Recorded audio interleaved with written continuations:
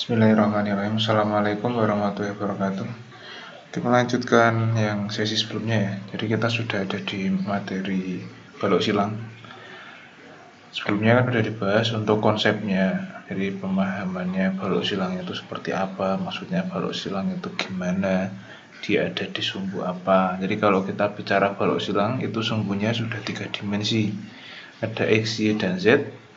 Nah, balok silang ini ada di bidang XY. Jadi ada di bidang.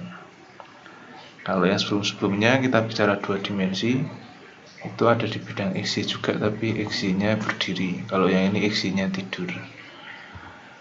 Nah, untuk prosedurnya itu masih sama seperti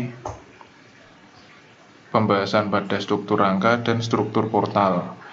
Hanya untuk stiffness matrixnya ini beda, isiannya yang beda. Tapi secara operasi matriks sama. Jadi matriks kakuannya tetap 6x6. Nah, isinya di sini ada tambahan variabel baru di sini, yaitu G dan IX. Di mana G adalah modulus geser penampang, sedangkan IX adalah inersia polar penampang. E masih sama, yaitu modulus elastisitas, dan Y adalah modulus inersia penampang. Sumbu Y, L adalah panjang batang. Nah, ini nanti di soal biasanya sudah diketahui dan tinggal dimasukkan saja. Nah, kemudian untuk matriks kakuan elemen, berarti matriks gaya sama dengan matriks kakuan dikali matriks displacement. Isinya akan seperti ini. Jadi dimulai dari hitungan kekakuan lokal dulu, kemudian dikalikan dengan transformasi, ya kan? Terus sampai keluar matriks kakuan global masing-masing elemen. Kemudian setelah tahapan tersebut, jadi masing-masing elemen sudah ketemu matriks kakuan global, dilanjutkan ke overall stiffness matrix, kemudian di rearrangement dan seterusnya. Sama prosedurnya secara urutan sama, hanya berbeda isian. Gitu. Terus sekarang masuk ke matriks transformasi. Matriks transformasi isinya sama juga, cos alpha, sin alpha, min sin alpha, cos alpha 1, sama 6x6 juga. Prinsipnya pun masih sama, sudut alpha adalah sudut yang dibentuk batang terhadap sumbu X global. Nah, maksudnya gimana? Nah, sekarang kita coba ya, ini pemahamannya kayak gini. Jadi sumbunya 3 dimensi, ini kaidah tangan kanan, 3 dimensi ke arah horizontal X, ke arah vertikal Z, Y itu ke arah sana, masuk ke bidang gambar. Cuma karena ini gambar 3 dimensi jadi kelihatan miring.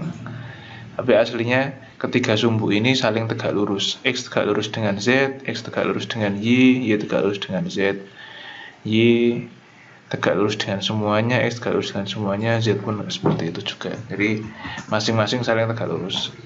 Nah, kemudian sistem balok silang ini, jadi semua balok yang dianalisis itu berada dalam bidang XY. Jadi katakanlah di dalam XY, sumbu X dan Y ini membentuk suatu bidang. Kemudian baloknya yang akan dianalisis itu ada di bidang tersebut. Contoh seperti ini. Contoh pada sesi sebelumnya ya, yang ini. Nah, seperti ini. Ini 3 dimensi, jadi X-nya ke arah sini, Y-nya ke arah sana, Z-nya ke arah atas. Nah, seperti itu contohnya.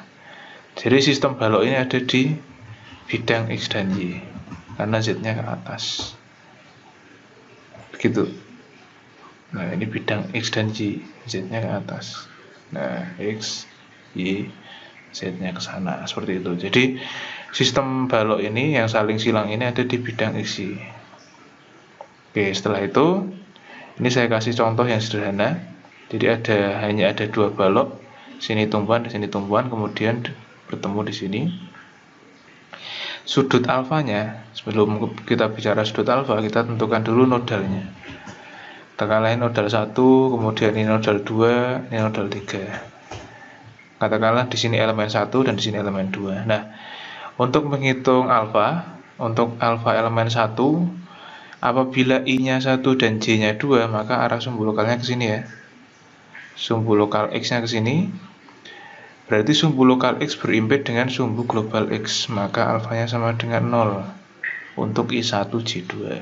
Nah, sedangkan untuk elemen 2, apabila saya ambil I-nya 2, J-nya 3, maka kita bikin garis seperti ini. Ini adalah garis imajiner untuk sumbu X global. Berarti sumbu X lokalnya dari 2 ke 3.